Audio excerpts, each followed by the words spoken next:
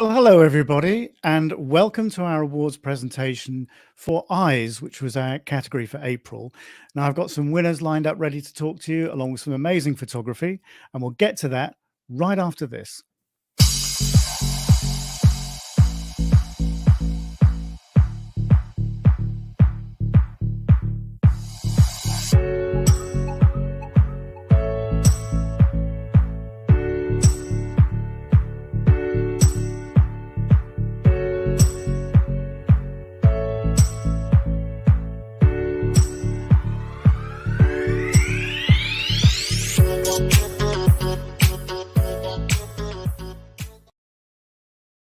Well, welcome back. And first up, I've got an apology to make for last time. Obviously, the last awards presentation we had was silhouettes. I think my brain must have still been in holiday mode because I forgot to play and show you the videos that contain the images for the commended and the highly commended photographers. So I'm going to put that right now, and I'm going to show you those videos. And once those are played out, we'll bring on Petr Bambousek and we'll have a quick chat with him and get talking about Eyes and bring on some winners for you. So I said apologies for not showing those videos last time around, but I'll make amends now and enjoy the photography.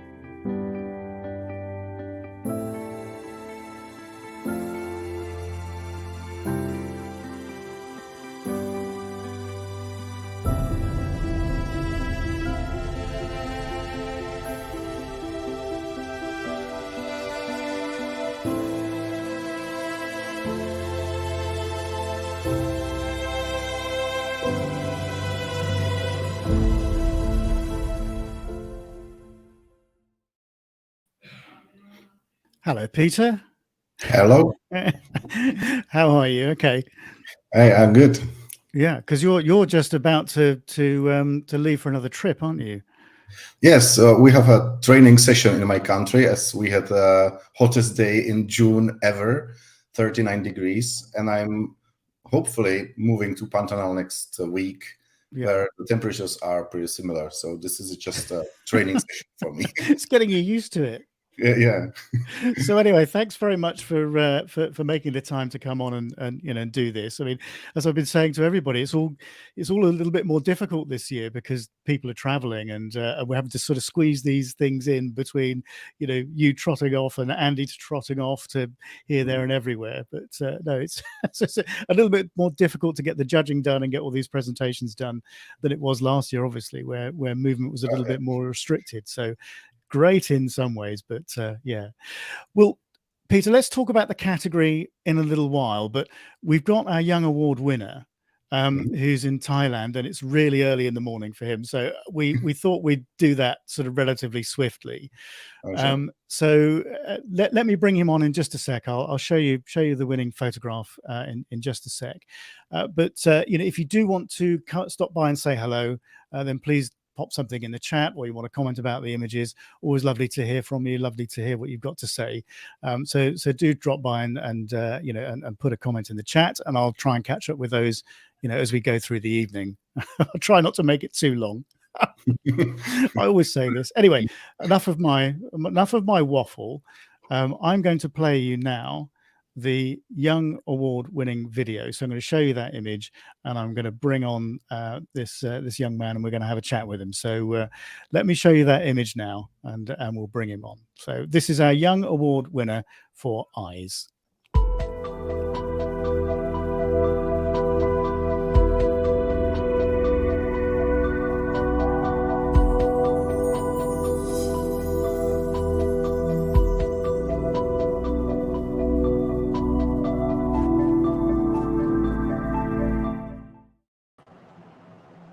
Hello, John Tup. Hello. I'm really pleased you've made it and joined us, because it's really early in the morning for you. It's about, was it 1 o'clock in the morning or something like that for you? So great effort. Let's bring your image up on the screen for everybody to see again. Peter and I have a quick chat about it, and then we'll have a chat to you about your image and how you took it and that sort of thing. So let me just add that image in so people can see it. So Peter, what stood out for you with this image? I think it's pretty obvious, but yeah. I think it's a very strong image, and it's great mix of my last year topic, which was connection, and this year topic, which is eyes. Yeah. And it's a great connection between the fish and the ant. And I'm really appreciate, and I would love to hear the story behind this picture, because it's not usual to see a fish above the water surface. You usually see in the water. This is something special, I guess. Yeah. No, it's an amazing image. So I tell you what, without further ado, let's let John Tup explain a little bit more about this picture. Now, we're sort of going to get a bit of translation here, so it's not going to be sort of direct. So we might have to wait a while. But let's hear what John Tup's got to say about how did you take this image, and give us the story behind it, John Tup. จอมทัพเขาถามว่าแบบถ่ายรูปยังไงมีเรื่องเล่าไหมก็ดูว่าไอ้ภาพนี้มันน่าสนใจดีครับแสดงให้เห็นแบบปลาหาอาหารเพื่อดำรงชีวิตรอดอะไรเงี้ยแล้วตอนไปถ่ายก็ลงไปอยู่ในหนองน้ำแล้วก็หากิ่งไม้ที่มันมีมดเกาะอยู่ครับ He said he's quite interested in the behavior of the tiny fish trying to survive in the environment. So on that day, he got himself into the pond, and he tried to find the branches which has the ant on it. เสร็จแล้วก็รอสักแป๊บนึงจนปลามันเริ่มไว้ใจแล้วก็ปลามันก็จะแบบกระโดดขึ้นมาก็แบบสังเกตได้พอมดมันเริ่มลงไปถึงปลายกิ่งปุ๊บปลามันก็โผล่ขึ้นมาก็พอคาดเดาได้อยู่ครับ He said he have to keep himself still to let the fish ignore him and wait until the moment that the fish show up and try to catch the ant, and then he took that shot. Wow. And how long it takes from the moment you soaked in water? อยู่ในน้ำนานไหมก็ประมาณเกือบชั่วโมงอยู่ almost an hour. Oh yeah. Wow. Yeah. That's patience for you. Yeah. เขาบอกอดทนนะ So is this behavior fairly common, or is it were there sort of special was it a sort of special circumstance that led to this situation? And for example, was it was food a bit scarce for the fish, perhaps because through drought, or is this a regular occurrence? ปกติมาที่ปลามันจะขึ้นมาเหนือน้ำไม่รู้มันก็ปกติฮะ He said it's normal, but you have to let the fish ignore you, then he will act normal like this. Yeah. Wow. Oh, it's incredible, isn't it? I mean, we always judges like things that surprise them, and I guess that that's what this did to you, Peter. Really, wasn't it? It's quite a surprising thing that you see the fish first off, and then you get this sort of connection. And I have to say, I have to admire everything is in great line. It's extremely interesting behavior for my part. I never seen it before. It's really clear picture, well framed, well composed, and great colors, and everything is working together. So that's the reason why I found it. Wow, this is excellent. Yeah, you have to make it a winner. Yeah, no, it's a fabulous picture, and it's different, isn't it? I mean, that's the thing. That's what judges like. They like to see different styles of images. And that's what makes these things stand out to you. Yeah, you said it's an amazing picture. So let's just run through some comments, because a few people saying hello and popping by, to sort of congratulate you on the image. So I'll just run through a few of those, and if anybody wants to say anything, about the picture before John Tup goes, because he needs to get to bed, then please do pop it in the chat. But Rachel Piper's on. Hello, Rachel. She says, hi, everyone. Lawrence Doherty's on. He says, hi, guys. And Pat Novotny, hi from Texas. It's probably as hot there as it is. Well, it's probably hotter with you, Peter, than it is in Texas at the moment. Depends where you are, I suppose. But I guess in Texas it's something -6 hours from us. So yeah. It's afternoon something. Yeah, midday. Midday.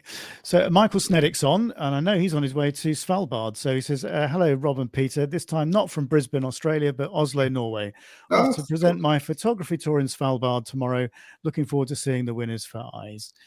Well, I hope your journey's been smooth so far, Michael, and I hope you really enjoy getting back to Svalbard, because I know how much you love it. And Dan Dory is on. Outstanding moment, wonderfully captured.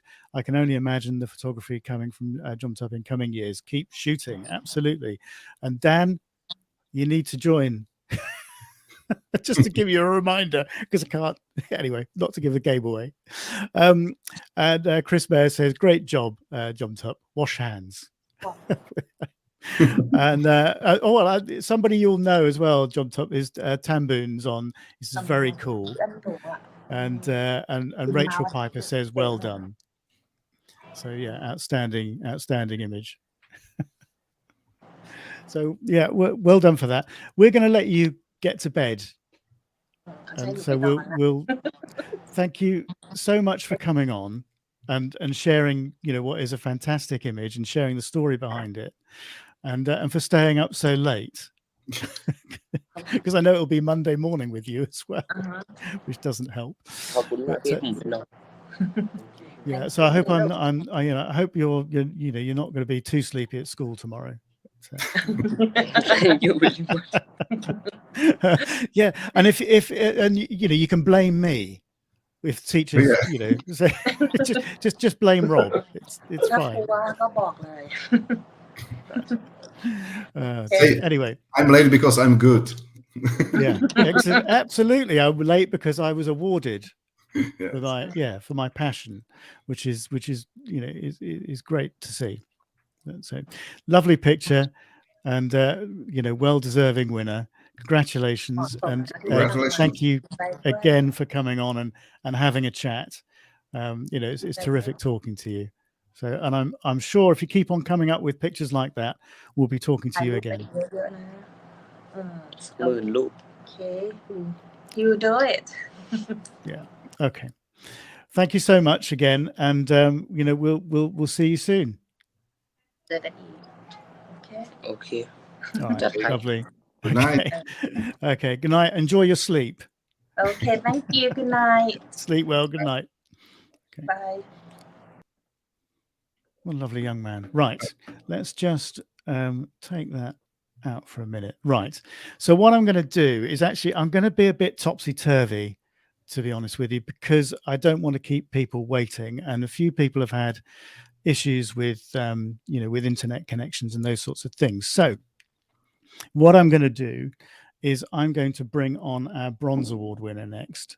Normally I do Founder's Choice and then bring on the bronze, but let's bring on the Bronze Award winner, because I know if the internet drops out, we'll lose the opportunity to talk to him. So let me just bring up the video. So our Bronze Award winner for Eyes is as follows.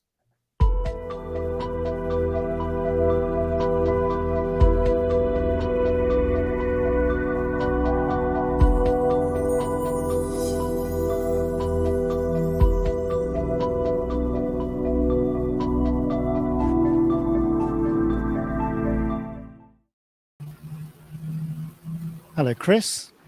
Hi, everybody. Thank you for joining. I know we've had a few issues with your connection, but hopefully It's great. people can see you. And let's bring your image up. Peter, is he on the screen for you? Because he's not for me for some reason. I can see Christoph. Okay, yeah. Sometimes my internet connection. Talking of internet connections, is isn't great. So let me just bring on Chris's image. Let's share that with everybody. Okay, is that come up for you? Because my feed's not showing the picture. You can see it. Okay, hold on. You can see it. No. Okay. Let's just share that again. Hold on. Technology, don't you love it? Right, there we go. Right, there we go. Sorted. I said I'm such a professional these days. Smooth as silk, as ever. I guess this improvisation is the strongest part of photographer, so no rush with this. Yeah, absolutely. So let's before we get talking to Chris, let give us the reasons behind why this image was chosen and what really stood out for you, Peter. I remember discussion between judges on this image. We literally put it on the wall and remove back and try to say this is exactly the picture we put on the wall because it's so monochromatic. It's lovely composed, and we have several inputs with the eye somewhere in the image and a blurred background. But this one stood out of all the pictures because it was more extremely pushed to the left part of the picture. And the blurriness of this image was spectacular in terms of shades and the lights. And we found this image very interesting. So we returned several times to this image. And I guess this is something different, especially in a gray heron, which is more or less common bird. And it's hard to get some new perspective of this common bird. And the close-up is great solution for this. So I guess this image perfectly meets what eye means in a photography. It's there's only one piece of the picture sharp. It's simply eye. Everything else is focus. Yeah. My limit. It was sign of it was a ding dong of my limit of the speech. Okay, confirmation. And the other thing we really liked about it, as I seem to remember that conversation, Peter, was the way that the bill just sort of goes into that bottom left corner, and it's it's just the composition is really bold, and that's what makes it. There are a lot of details you can really return to the picture, because some pictures are great on the first look, and this picture keeps you looking at the picture and browsing across. So that was one of the reasons we were still returning to this picture. Yeah, and the other thing I really liked about it is instantly what it is, but it's just such a different view of that bird. As I said, you keep coming back to it, and your eye is always drawn into that eye, because that's the bit that's in focus. But everything, it doesn't matter that everything, it really works because everything else is out of focus. Yep. You can still see what it is.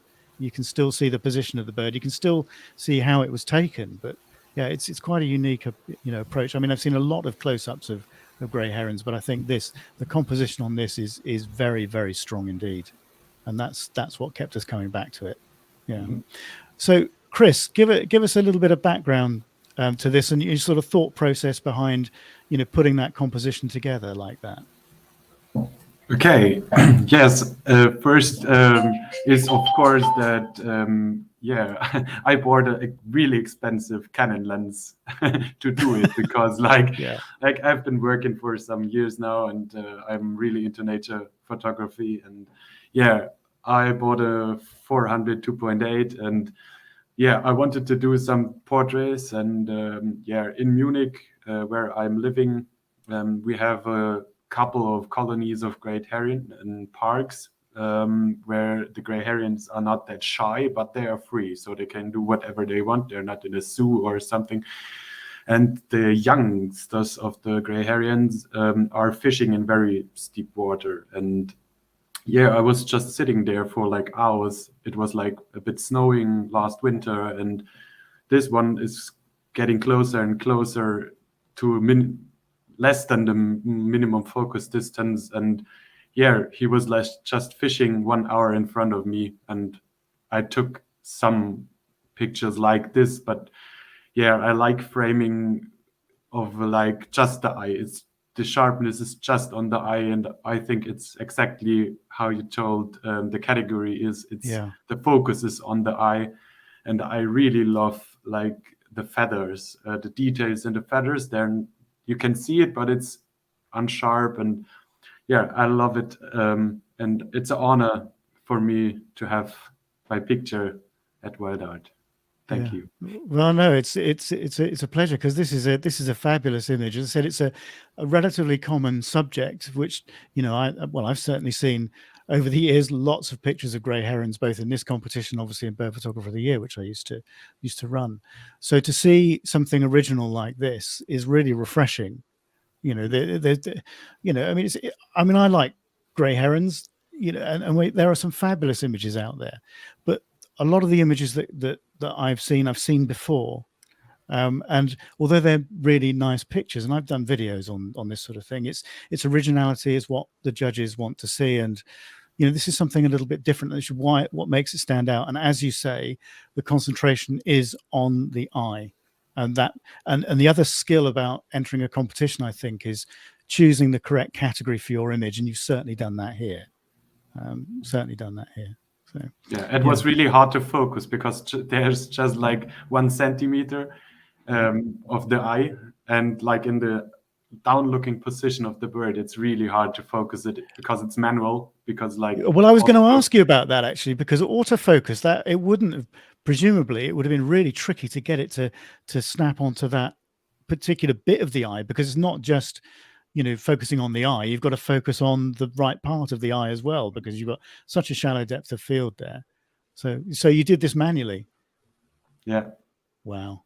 Okay. Yes, of course, because like hand holding 400 mil and then with the eye autofocus, it's working, but it's not the best.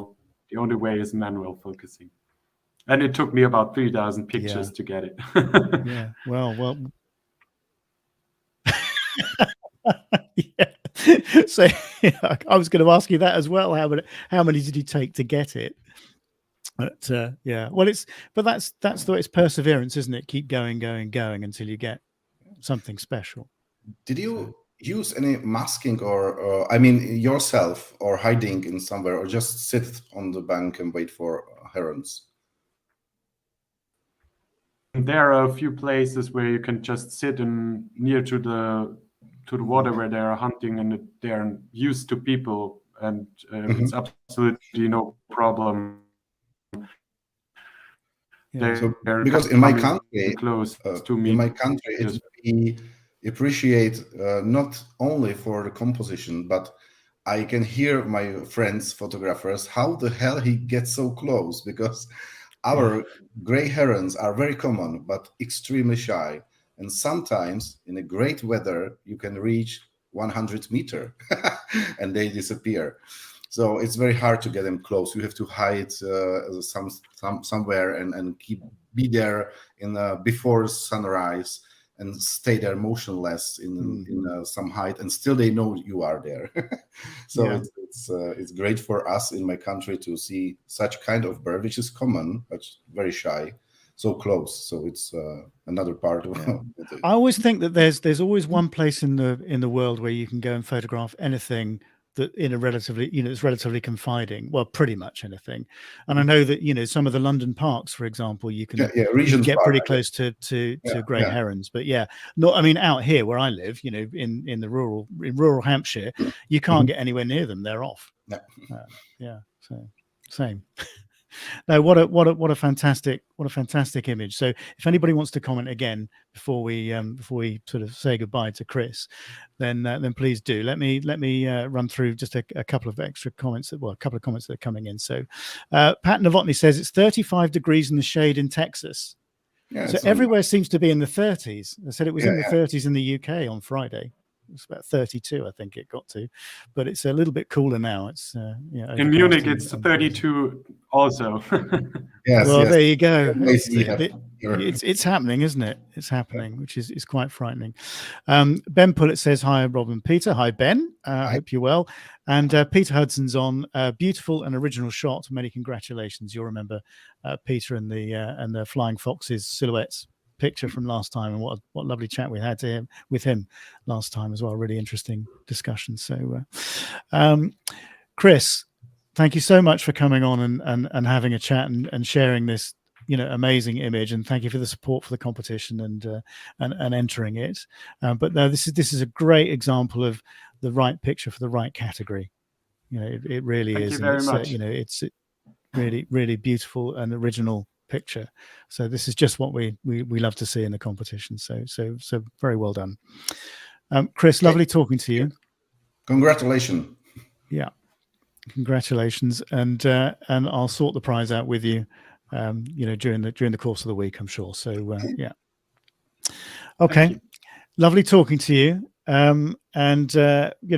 Keep on coming up with images like this. I'm sure we'll be talking again, as I always say to everybody. So yeah. Okay, lovely to see you, lovely to talk to you, and congratulations again on a fabulous image. Okay, congratulations to the other winners. Thank you. Okay, all right. Okay. Thanks, Chris. Bye. Talk to you again. All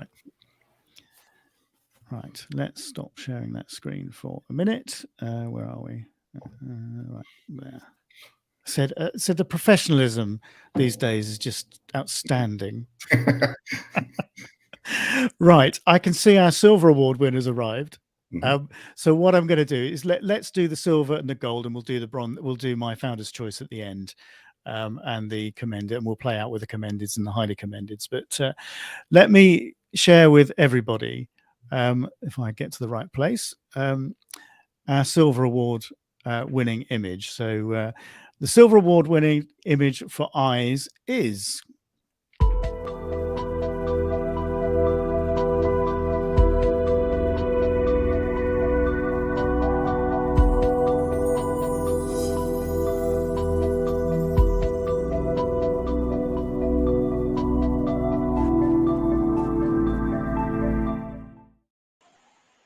Hello, Dan. How are you? Can you hear me? Yeah, I'm well, thanks. I'm well. I'm glad you made it. Yeah, I finally figured it out. Actually, if it wasn't for my wife, I wouldn't be here. So. All right. Well, you could have always emailed she made the connection for me. Oh, that's all right. Good. Well, I'm glad you made it in the end. I was thinking, are you joining, or are we going to have a? I've been sitting online for about 40 minutes watching the YouTube and not realizing the link was in your email. So yeah. I totally. Oh, right. Okay. Well, I could have quickly sent you the link again. I was just about to, actually. So I thought, did I send him the link? Yeah. I hope I did. Anyway, Dan, let me bring your image up. Peter and I'll have a quick chat, and then we'll have a chat with you about it. But let me bring up. Well, you'll see Chris's image for a second, and then I'll move this on. Oh, Peter, did we talk about this for a long time? Yes. I guess it wished to have its own category, terribly beautiful. Yeah, it was a mix of feelings from what happens on the picture and how brilliant the picture was taken in the right moment, right eye contact. So this image was, I think it was most debate image of the final top 5, I guess. Yeah. And I have to say, everything is there. There is everything. The situation, the coloration, extreme red contrast in a very. If I take away the piece of meat, it will be like a dream. It's like a fox in a sky somewhere. But if I put it back, it makes the picture extraordinary. I really love it. I have strong feelings with the picture, but I can feel that a lot of people will say, "Oh, what happens there? Oh, it's beautiful. Oh, no, it's beautiful." Yeah, something like this. And this is what Right. should the picture make the feelings of people, something happening differently than they usually see on pictures. So yes, it's one of best pictures we've seen maybe in this topic ever. Yeah, I mean that one. When I've said this before, when I flick through the images when they come in, and I have no idea who's taken them either, and that's the best way to be. And there are always images that stand out to me, and I go, "Oh, I know that's going to do well. That's just got to do well." And this was one of those. I just thought, "Oh, that's going to get a prize somewhere along." It just, because it's got all the elements, as Peter was saying, all the elements are there. You've got this sort of contrasting color, you've got this sort of beauty and this horror as well. And you've got that contrast. So not only you've got the color contrast, you've got that sort of, that feeling, that contrast of feeling and emotions that, you as a viewer get when you look at this picture. And those eyes just bore into your soul, I think. It really, I mean, that's, if you didn't have that eye contact, it's rather like, the mallard image from Wet. And the Vicky's image, Vicky Santello's image, where you've got that sort of eye contact, and it's fantastic. It's just absolutely fantastic. But thank you. And definitely a picture people will remember. This is very important. Yeah, people remember these pictures because it's so strong. Yeah. I think that's a really interesting point, actually.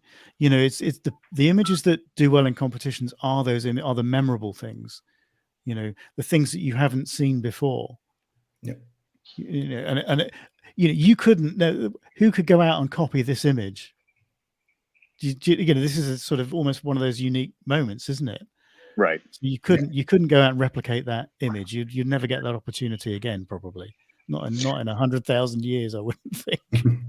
No, and I think that's, as a photographer, that's the thing that when it happened, if you're someone who shoots regularly, there are always those moments when you see through the lens something fantastic happening, and you anticipate that moment. And this is one of those things. I mean, we kind of saw it crossing a frozen lake, and we managed to get our way around the other side of it and get in front of it. And I grabbed the camera, ran out, laid on the ice, and saw it coming towards me. And yes, there are 200 other images of this thing coming my direction, but all the time anticipating the shot is when it's looking at me. When it did it, it was really heart-pounding moment. Yeah, I bet. Oh, what kind of meat did she take? What is from? So we were very lucky. So this is a shot around Churchill, and that particular year, the caribou had come south far enough to be seen in the area. Usually they're about 100 kilometers north of there. You don't get to see them, and so along with them come the wolves. And the night before, we were heading back to the lodge, and we could see caribou running, and realized that there was a pack of wolves chasing them. Obviously, the wolves got lucky, and the next morning, when we were going back out toward Fletcher Lake, we suddenly see this little guy or little girl running across the lake with this hunk of meat, and it looks like the shoulder blade of what's left. I was going to say, it looks like a scapula, doesn't it? Yeah, it's a scapula. It's a scapula. That's why I gave it the name Blade Runner. It was running across the bed of the lake, the frozen lake. So, and it's a great title as well. That I love the title.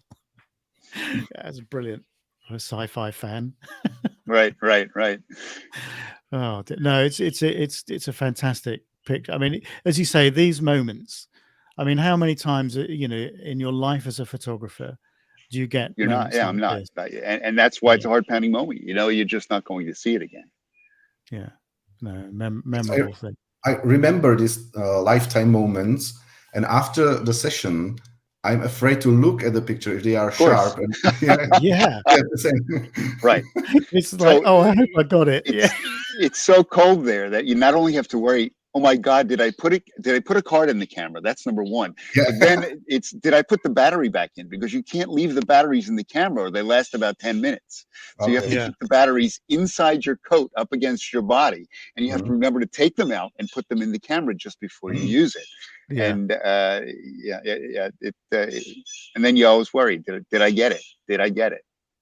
Yeah, you certainly got it. It's just, no, when I saw this, I just thought, oh my word, that's a special image. That's a special image. Well, thank you. So, thank you very much. That's, yeah. Wow. So let's see if let's just catch up with a few comments. So Tony Voodoo says, nice picture, Christopher, obviously referring to the heron. Previously, Peter Hudson's on. I'm sure you know Peter. Such yellow eyes, and their eye color can be brown, yellow, or blue, or even bi-eyed, or even partial colored yellow and blue mixed. Fabulous shot. Many congratulations. So that's interesting, actually. Have you noticed that sort of the eye color variations on on Arctic foxes? I haven't. The ones that I've seen, the few times I've been up there, they've always been this kind of golden yellow, and they always look like they have mascara on. It's just it's an amazing animal, really an amazing animal. Kurum Khan's on as well. Hi, Kurum, and he says congrats. So I said, I know you know Kurum. So yes, thanks. Yeah, so he's an incredible shot. Wow. I mean, how many of you were there? In that sort of party? Was it just you and a couple of others, or? I think there were about 6 or 8 of us total with the folks that run the workshop. So did anybody else get anything close to this? It's funny, and I would have thought more did, but so many people stood. Nobody really wanted to get down on the ice. I think one other person got down on the ice, but he didn't. The fox didn't walk. They didn't walk his direction, and she walked my direction. She stopped about 100 feet away. At one point, she dropped the meat, which kind of freaked me out. I was upset, and then picked it up again, and then proceeded to walk between me and the person next to me. Literally marched right past us. Wow. So it's just incredible. I can't believe you've got people that weren't getting down. I see Peter shaking his head when you said that. Yeah, I know. I don't get it. But this is this shot from the standing position is mediocre at best. Yeah, exactly. And this is something we've talked about before, on these sort of live presentations, is that need for the connection and that low angle to actually generate that connection with the viewer. If you're standing up, there's no way you're getting that eye contact. There's no way that's going to happen. And as you say, it's going to be a mediocre picture. It's going to, people go, oh, wow, what an amazing moment. But this is, oh, wow, what an amazing moment.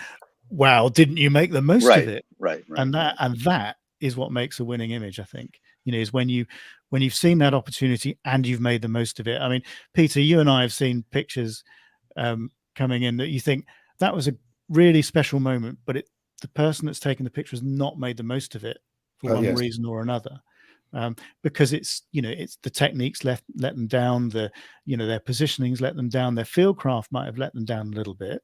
But we've all made these mistakes. Sure, that's the art, right? So you have to be prepared. You have to have the experience, but then you have to have that little bit of luck. Yeah. So, but it's the people that work really, really hard at getting the luck make the luck more often. And I think that's another point that I've tried to get across to people, that I know the conversations I've had with winners in the past, there's a common theme. They do things that other people don't do. They stay on for an extra hour. Everybody's gone back on the bus, if you're on a tour or whatever, wants to get back to the hotel for a drink, and some food. They're still out there and they're shooting in blue light or whatever it might be, or they're up early in the morning, or they're doing something different. And I think that's if people take something away from this, then that's a good thing to take away. I think you've got to spend the time. Yeah, you have. There's no substitute for it. Dan, that's a cracking image. It really is. Thanks, Rob. I mean, that's got to. And where would you rate that in your portfolio? I think it's one of my better images. You know, I've had a few of those heart pounding moments. It certainly has gained some recognition over the last few years. I have a few others that I feel similarly about, but yeah. Because it doesn't happen very often, does it? I mean, you know, the other photographers that I've spoken to, a lot of them are saying, and Peter, you're the same. I think we had this conversation before, that, you know, if you take 4 or 5 really good images in a year, you've had a good year. Oh yes, sure. Yeah. Right. Yeah. So that's you know, that's how hard top photographers are on themselves and their work. And I think that's, you know, that's another good thing to take away. You know, be your own fiercest critic, I think. I just noticed great comment. It's worth to read. It's Okay. regarding to laying on the ground. Okay. Hold on. I haven't seen that one. It's not coming on the feed. Petr Raymond Novotny. Oh yes. Oh yeah, he has. Sorry, I have seen it. Yeah, some of us can't get back up. Well, Pat, I know how you feel. Because I tell you, it's my birthday tomorrow, and I'm going to be 53. So I know how you feel. And there is a great advantage in a modern mirrorless cameras. It's a flipped LCD, so one doesn't need to lay on the ground, but flip and push the camera down, so it works. Do you know what? I can't get used to that. No. I can't get used to that sort of looking at the LCD. I have to. My connection with the camera has to be through the viewfinder. Okay, so you are something I'm going to have to learn. Yes. Well, you also have to be. You have to. You know, it depends on your lens too. With the 600, there's no way unless they lay the camera down or have it on a tripod. In this case, it wasn't, so it was handheld. Yeah, absolutely. Dan, that's sort of a cracking image. Well done, and thank you for entering it, and thank you for sharing it with us, and thank you for sharing the story. It's lovely to talk to you again. Yes, I agree. And and thanks for working out the technology. Well, thanks to your wife for working out the technology. Maybe next time, you know, if it happens again, I'll remember this. No guarantees. Thank God, I'm better with the camera than I am with the computer. Yeah, well, you can always email me. You could, because I can, you know, right. I'm getting to the point where I can multitask now when I'm doing these things. All right, Peter, thank you. Oh, congratulations! Let's just stop sharing the screen quickly. Just bring you up while we say goodbye. Dan, lovely to talk to you again. Yes. Thank you so much for coming on. Same here. And you know, we'll talk again soon, no doubt. Thanks. Great. All right. Congratulations on a great image. Cheers, Dan. All right. Take care. Bye-bye. Oh, crikey. That was just fantastic. In fact, I should have shared a few more comments coming in, shouldn't I, with Dan when he was still on? But anyway, let's deal with those quickly now. Sorry, Dan. Yeah, so Pat Novotny says, yes, some of us can't get back up. We talked about that. And he says, congrats as well. Eli Porrat's on. Hi, Eli. And wonderful shots, everyone. Congratulations. And he wishes me a happy birthday. Well, for tomorrow, Eli. Yeah.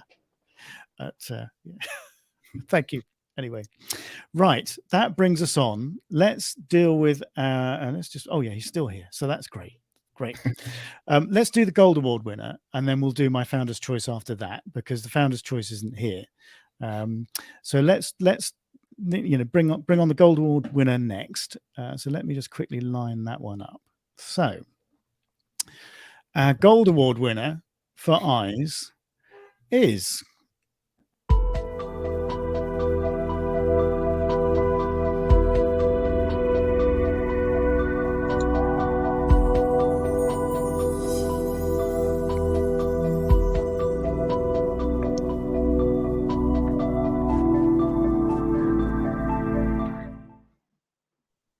Kai.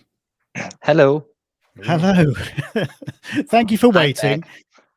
Actually, I've not done too badly tonight, have I? I mean, listen, only 45 minutes in and we've got to the Gold Award winner already. I'm getting better at this. So, anyway, thanks for hanging around and waiting, and and still being here when I get to you. Peter, let's bring up the let me bring the image up and let's have a quick chat about it, and then Kai will have a chat with you, about the picture, and and ask her how you took it and all that sort of stuff. So let's just add this. Well, we'll have another quick look at Dan's amazing fox, and then will bring on your image. So, Peter, this was an image we talked about for a very long time, wasn't it? Oh yes, I can name it Heart of Desert because the shape of the eyes is pretty heart shape, and yeah, this is my weakness. I love reptiles. This is one of my favorite reptile I would like to meet in a field, and the framing is exceptional. I really love the behavior of these vipers, and you were lucky that the shape is greatly heart shaped. So I fall in love with this picture on the first look, I have to say. And sometimes it's hard to talk about vipers or snakes widely because people feel some fear from these animals. And I think that this artistic way of taking pictures of reptiles or snakes is the way how to make them more popular in a more public. So this is a great way how to make it. Yeah, it's sort of, most people go for that sort of, typical snake shot, don't they? The sort of aggression or the, or they want to make it look intimidating, and that only goes to fuel the fire, that you're talking about, the sort of fear of them, when really we should be learning to love them and teaching people to love them, and showing them what an important part of an ecosystem that they are and what amazing animals they are. Because they're such long-lived animals, aren't they? Long-lived, I guess. Yeah, they sort of live. I mean, the reptiles live for a long time. Some of them, yes, sure. Yeah. I'm not sure if the snakes are the longest living creatures. I guess it's 12 years, depending on the species. But one other side of this picture is they are usually overlooked because they are hidden life.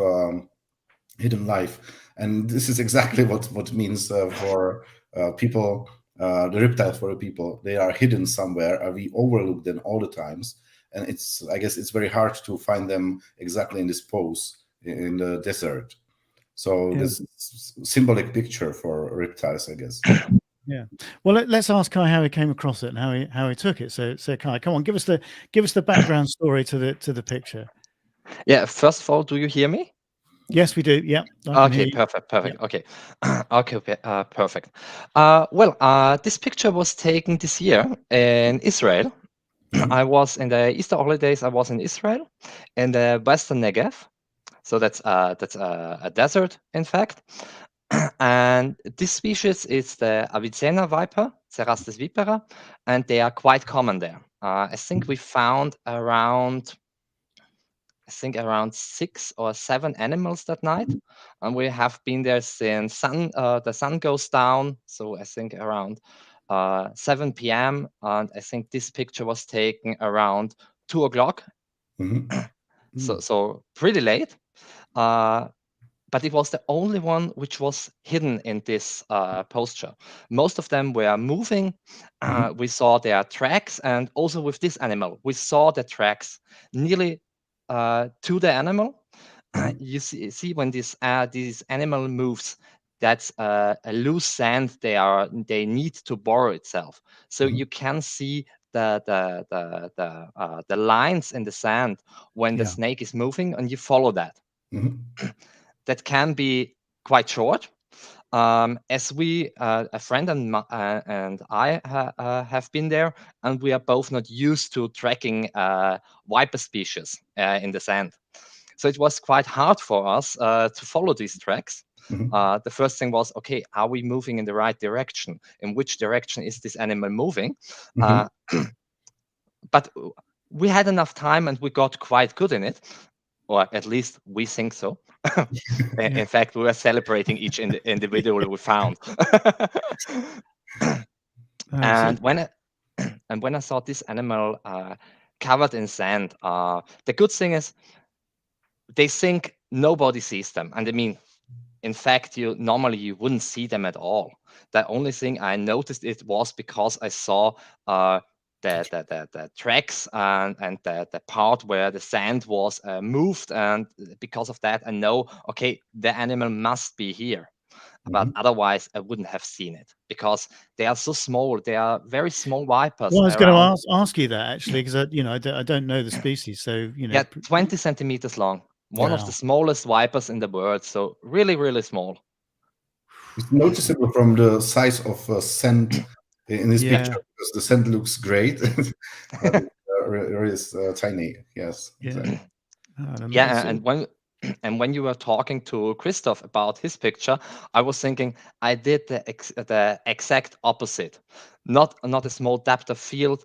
I closed the aperture to the maximum. I think that's f45 or something like that. Wow! So that everything is sharp, but it's sharp enough nowadays, so you don't have to worry about that. Because I wanted to see the animal in its surrounding and like you see it in normal life, so totally hidden, in fact, in plain sight and hidden. Yeah, well, I think that's the great thing about the competition, though, isn't it? Is that art and the art of photography can manifest itself in different ways, and you can show it in different ways. Yes, Christopher's image was sort of all about shallow depth of field and with concentration on the eyes. The concentration is on the eyes here, but you've put it in context of its environment. So you're first, you're drawn to those eyes, then you're drawn to the shape of the head, as you say, that sort of heart shape that the head's making in the sand, and then your eye goes around those individual grains of sand, and it picks out sort of little sort of details in the sand. It's a very, very strong image in a completely different way to the heron image, which is a strong image, but it just in almost the opposite way. Yeah, I think this is the great answer. A reply to answers. What is the best f-stop for wildlife photography? I really often people ask me for this. I say, what makes sense? Sometimes it's 2.8, sometimes it's 11, sometimes it's all depends what you have to express by your image. So this is a great example in 3 pictures, 3 different ways of making interesting framing of the picture. Yeah, absolutely. I mean, the thing is, maybe the question should be, what are you trying to achieve? That's the answer, isn't it, to that question? What are you trying to achieve?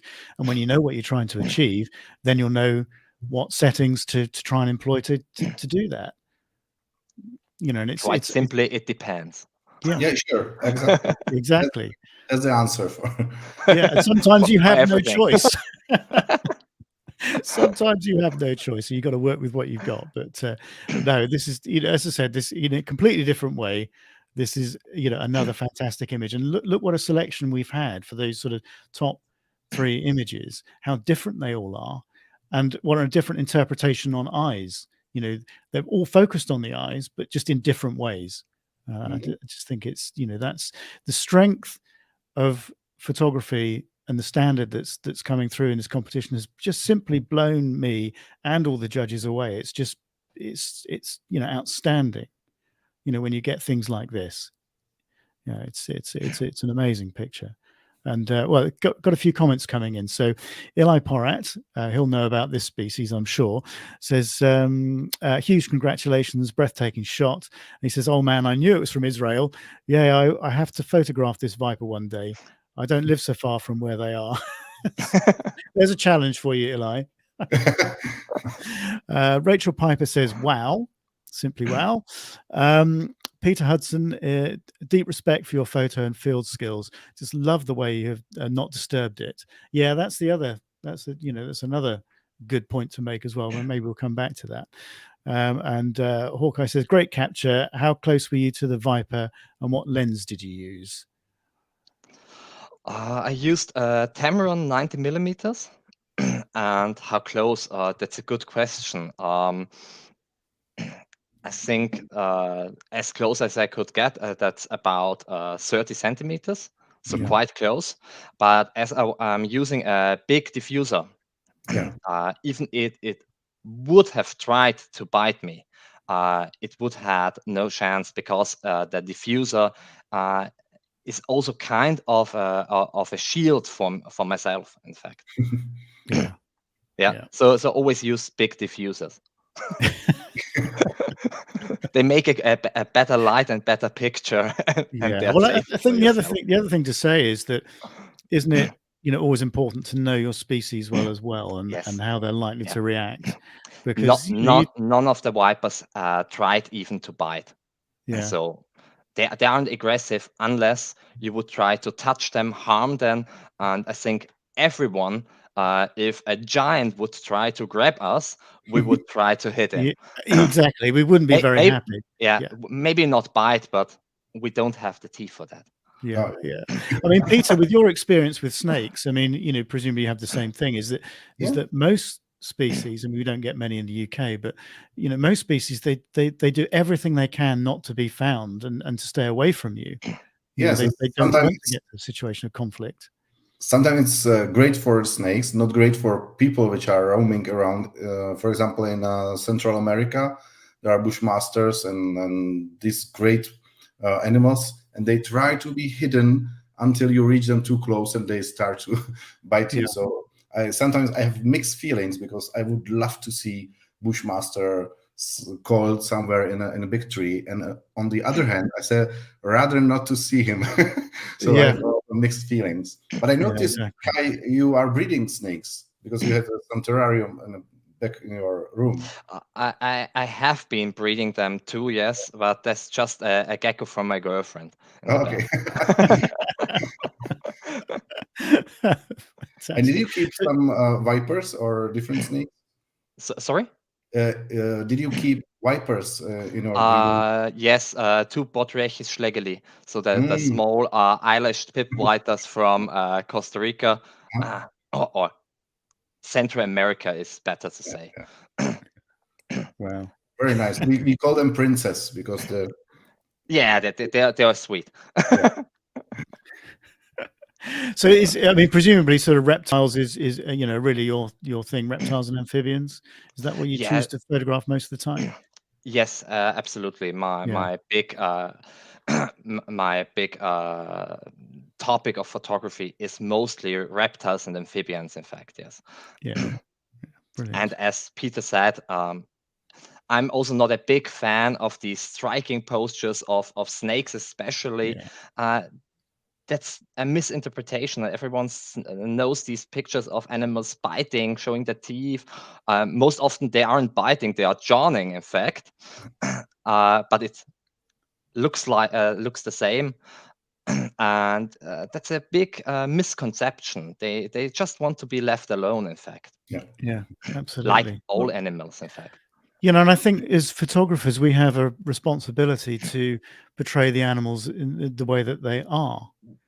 Not this sort of shock and awe, type of photography that seems to surround certainly things like snakes, and other sort of would be sort of or perceived as dangerous animals. I mean, they're just animals that have the ability to harm you, but they're not. They're not bent on harming you. They want to stay out of your way. Yeah. I think sharks are a great example too for that. Sharks are a really good example of that. More love for these sorts of animals. I think spiders, snakes, sharks, those sorts of things. I think we as photographers have a responsibility to portray a more positive side to those animals and show people how wonderful they are. Absolutely. No, it's a fabulous image. Again, this is another one of when I saw it coming through in the in the entries, I just thought, oh, I know that's going to do well, and here we are, and it has done well. So congratulations. Thank you so much for coming on and having a chat. As good as it is, let's just remove that image and we'll bring you up larger on the screen so we can have a chat with you. Now, thank you so much for coming on and sort of sharing the story behind that and for such an interesting chat. Fabulous picture. Thank you. And I also want to congratulate all other finalists and the top 100. They have been amazing images. I was totally stunned when you told me that my image was chosen, and thank you for organizing, and also thank you, Peter, for judging the whole award. My pleasure, and congratulations, of course. Congratulations. Thank you. Kai, lovely to talk to you. Thanks for coming on. Thanks for spending the time. And well, as I say to everybody, I'm sure we'll be talking to you again. Come up with pictures like that. So yeah, fabulous image. Fabulous image. Thank you. Right. Okay. Well, we'll say goodbye. I shall remove you from the feed. But thanks for coming on, and we'll talk to you again soon. Thank you. Bye. And I'll sort the prize out with you during the week. Okay. Thanks, Kai. Right. Which brings us on to brings us on to my founder's choice. Actually, that's where we are now. And the winner can't make it because he's at a wedding. So I said, don't. He wanted to try and join with the mobile. I said, don't stress yourself out. Enjoy the wedding. So he didn't make any promises, but he's sent me some words to read out. So let's do that. So before we get there, let me just show you who my Founder's Choice Award winner is. Get to the right place because we've jumbled these up a little bit. So the Founder's Choice Award winner for eyes goes to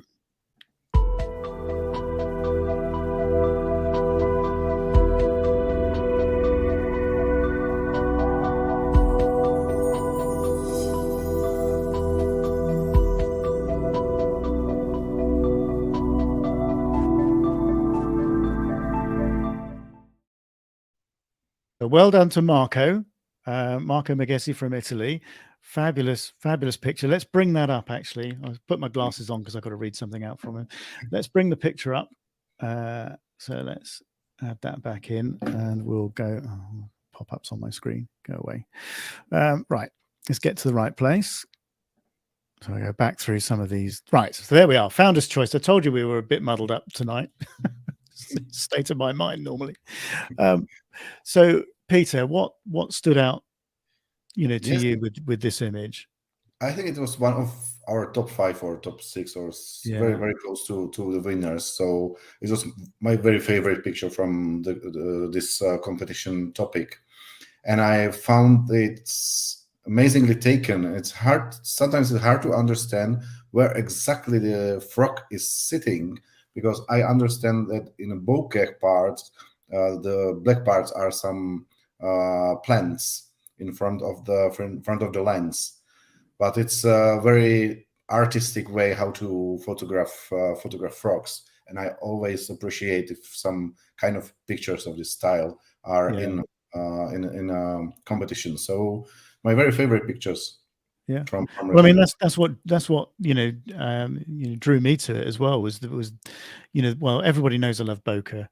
Yeah. Get bokeh in an image is, it's a really lovely effect. Not all the time, of course, but if you can make it an element in an image, I think it really can, sort of make it stand out. Yeah. And this was one of those sort of standout images, for me, because I just love the bokeh in it. I love the attention to the eye, which is what the category is all about. And I just loved it. It's a very, very striking image, and it's wild art is all about art. Yes. It's about the artistic side of photography, and that you can interpret that in a number of ways, as we've seen from the selection of images that we've shown tonight. But for me, this was it was a standout image. And I think some of the judges noticed the lower part of the bokeh is similar to viper's eye. Yes, exactly. That sort of exactly. That sort of narrow pupil rather than round pupil in the in the middle of the bokeh. So fabulous. So anyway, Marco sent me some words, so I'll read those out. So he's entitled the picture "Sparkle," and he says, "I took this picture at a specific time of year, at the end of the winter and the sort of beginning of the spring. So you got the spring snow melt from the Apennines. The frogs wake from their winter torpor, freed from the ice that imprisoned them. They come out of their shelters at the base of the trees of the beechwood that surrounds a large pool, and one leap after another they reach the water. Hundreds of frogs are involved in a massive reproduction event. The masses of eggs laid by the females form gelatinous carpets near the banks. In this photo, a male rests on the egg carpet. I shot the image from the shore, lying in the snow against the light, using a reflector at my side to brighten the subject, and using the light of the reflections to emphasize the bokeh of the rays reflected by the eggs. So, yeah, incredible stuff. I mean, it's just this sort of epitomizes what this competition's all about, I think. Is this sort of artful approach. And there are a few people on tonight. I know that Rachel Piper will appreciate this image, I'm sure. sort of a number of frog images and things that we've seen from her in the competition too. So yeah, no, it's an amazing picture. And isn't it incredible how we've got people from all over the world as well? Yeah. Coming in, with obviously from the USA, from Austria, from Thailand, Italy. It's sort of the international reach that we're now gaining is fabulous. So we're seeing all the sorts of subjects and all sorts of styles, which is really lovely to see. So, I mean, what did you think of? Let's talk about the category as in general. I mean, what did you think about the sort of standard as a whole, Peter? I mean, it was pretty good again, wasn't it? It was good. I remember that we have, I don't know how many pictures together, as several hundreds of them. Yeah, it was about 1,000, I think, in the end. Yeah. Yes, and when I saw it the first time, I said, "Oh, this is not high quality inputs." But after I dig deeper and deeper, I found maybe 200 of pictures which were really great. So we have to select 100. It was a bit hard. Yeah. But after selection of 100, it was like a road to hell to find the 10 best pictures, and then finally 3 best pictures, and finally the 1 best. It's horrible and beautiful in months. Yeah. What a great problem to have. I mean, that's what I said. It's horrible and beautiful. Yeah, exactly. And it makes the whole process so enjoyable because you're looking at all this sort of fabulous photography, and it's very inspirational. I think it's important that the people are usually focusing on eye all the time when photographing animals, because there is an eye detection AI technology which helps us to make a sharper eyes. Everything is, do I have sharp eyes? Yes, perfect. But have the eye just the most important part of the image is quite a different category. It's not just being sharp, it's just being the most impressive part of the whole image. I've we got usually arrived. take the picture. Cheers. Yes, cheers. Almost gone. Oh, and my dog's arrived as well. So yeah, so I just want to say that it seems to be easy to make. Oh. Thank you. I can see just eyes from your dog, which is very they're the eyes. Hang on, let me. There you go. Sorry, the microphone's in the way. She can't really get. I will take my cat and we can make some fight. Yeah, absolutely. Virtual fight. So what I'm saying is just that eyes is very important for all the photographers photographing animals, but taking pictures which are only eye focused in terms of the topic itself is quite a different discipline.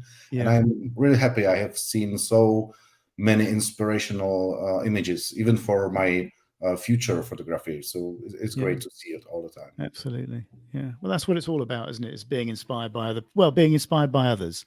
Yes. In all sorts of ways. So yeah, brilliant.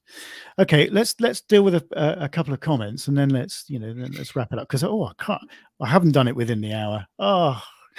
Thought I might do it in an hour this time. It's not going to happen, is it?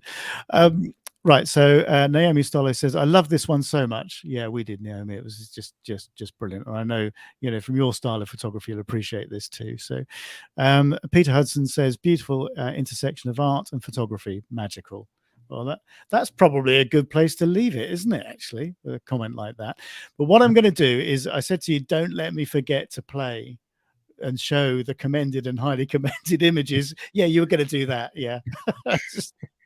So that's what I'll do. Alan James says, "Thanks, Rob and Peter. Great shots as always. Congratulations, everybody." So thank you for coming on and joining us, Alan. It's appreciated. So what I'll do is let's play out with the commended and highly commended images. and then I'll do the I'll do the outro video right at the end. But I think that's a good way to finish things, isn't it? By showing another selection of really stunning images which I hope people will find inspiring. So Peter, thank you. I'll tell you what we will do. Let's just take that image down. Thank you so much for the time, for your energy in promoting the category, for judging, for coming on and talking about all the images and talking to our winners. It's really appreciated, because I know you're on a relatively tight time frame these days with all the with the trip coming up and what have you. So I really appreciate you spending the time and sharing it with everybody. It's it's fabulous. So thank you for that. Thank you. The pleasure was on my side. Yeah. Just a couple of things to say. I guess we'd better catch up with a couple of the other categories. Behavior, top 100. Not quite sure when that's going to come out. I would hope I'm going to get this sorted this week, but William's gone away on a trip, so I'm struggling a bit at the moment, to get things finalized, with everything opening up and people getting really busy again. So as soon as I can sort that out, I will. The next live, I'm not quite sure what that's going to be, because I've got nothing else lined up yet. So I'll work on that this week. It might well be something like Desert Island Picks or something like that, because a couple of people that I know, I think I've hinted at, are going to come on and do that. So maybe I'll try and sort one of those out, for a couple of weeks' time, to keep the momentum going. I know how much you like these things. So I think that's about where we're at with the competition. Oh, don't forget, yes, of course, Space closes at the end of June, so don't miss out on that one. And Josh Galicki is looking after that this time around. And if you didn't catch the live that I did with Josh, where we did this, we did a space skirmish, so we pitched 5 images against each other. Go and check it out. I've done a shortened version of that, which is about half an hour long, if you don't want to sit through the whole thing, which basically sort of gives you all the main all the main points. But there's loads of good little hints and tips and quite sort of good photography discussion in that. So go and check that one out as well. But I think probably that's about it. Peter, thank you once again. Let's line up these videos. So we'll play everybody the commended and the highly commended pictures, as a goodbye. So I hope you enjoy the images. Thanks very much for watching. Stick around for the next couple of minutes and congratulate our highly commended and commended photographers. I said, Peter, thank you once again, and hang around. We'll have a quick chat afterwards. But I'll just play these. I'll just play these highly commended and commended pictures. So thank you very much for watching, and we'll see you again next time. Enjoy the pictures.